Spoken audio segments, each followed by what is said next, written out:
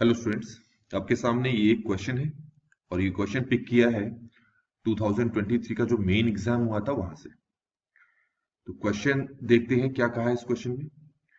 इसमें कहा है find the vector and Cartesian equation of a line passing through this point.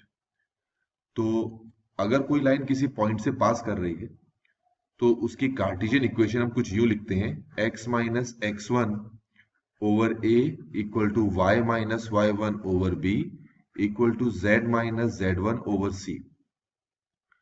ये रही वह लाइन और ये लाइन इस पॉइंट से पास कर रहा है जिसके कोऑर्डिनेट है x1 y1 z1 और इसके डायरेक्शन रेशियो है ए बी सी। तो लाइन की इक्वेशन हम कुछ यूं लिखते हैं।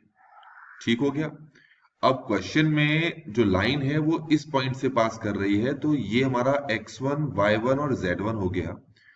तो लाइन की इक्वेशन को हम ऐसे लिखेंगे, ये हो जाएगा x minus one over A equal to Y minus two over B equal to Z plus four over C.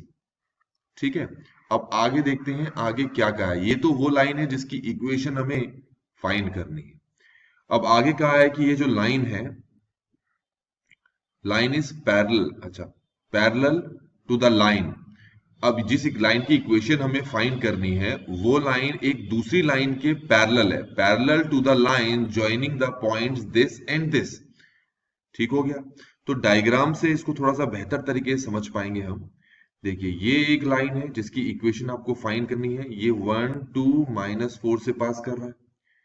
ये मेरे पास कोई दूसरी लाइन है और ये लाइन जिन दो पॉइंट से पास कर रही है वो है 3 3 माइनस 5 और दूसरा पॉइंट है 1 0 माइनस 11। यहां तक क्लियर हो गया होगा आपको। इसका नाम ए रखा है, इसका नाम बी रखा है। तो अब आपको पता होना चाहिए कि जब दो लाइंस पैरेलल होती हैं तो उनके डायरेक्शन रेशियोज के बीच में ये वाला रिलेशन हम रखते हैं, a1 over a2 equal to b1 over b2 equal to c1 over c2। इस लाइन के डायरेक्शन रेशियो तो हमने ए बी सी माने हैं और इस लाइन के डायरेक्शन रेशियो हमें निकालने पड़ेंगे जिसका फॉर्मूला होता है x2 minus x1 comma y2 minus y1 comma z2 minus z1। ठीक है। तो माइनस करते हैं इसको। 3 को 1 से माइनस किया तो हमारे पास 2 आ गया। 3 को 0 से माइनस किया तो ये हमारे पास 3 आ गया। माइनस 5 माइनस माइनस 11 ये हो गया हमारे पास 6। तो इन पॉइंट्स को इन पॉइंट से माइनस कर दिया तो ये हमारे पास आ गया। आप भी एक बार चेक कर लेंगे कि यही आ रहा हो। तो फाइनली मुझे दोनों लाइंस की डायरेक्शन रेशियोज मिल गए हैं। तो ये वाला फॉर्मूला अगर मैं यहाँ पर अप्लाई करूं तो देखो क्या लिखूंगा मैं लिखूंगा a over 2 equal to b over 3 equal to c over 6। वैसे तो यहां से भी मैं डायरेक्टली इक्वेशन लिख सकता हूँ पर कोई नहीं। इसको मैं अगर लैम्डा के इक्वल रखूं तो a की वैल्यू देखो 2 लैम्डा आ गई, b की वैल्यू 3 लैम्डा। अगर मैं इसको इसके इक्वल रखूं तो a की वैल्यू 2 लैम्डा, इसको इसके इक्वल रखूं तो b की वैल्यू 3 लैम्डा और इसको इसके इक्वल रखूं तो c की वैल्यू 6 लैम्डा।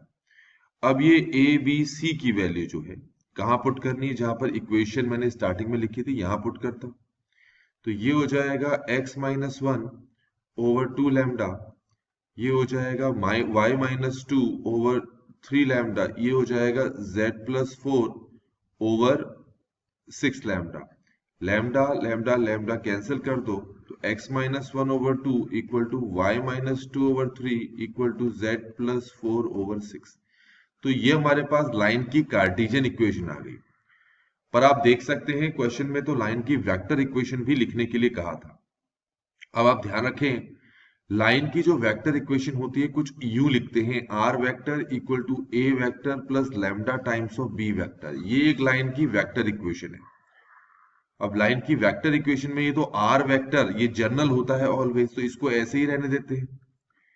ए वेक्टर होता है जिस पॉइंट से लाइन पास कर रही है। तो आपको मैंने दिखाया था कि लाइन जो है 1 2 माइनस 4 पॉइंट से पास कर रही है। तो इसको ए वेक्टर की जगह लिखेंगे। कैसे लिखेंगे? ये लिखेंगे 1 I cap plus 2 J cap minus 4 K cap. ये समझ में आ गया होगा।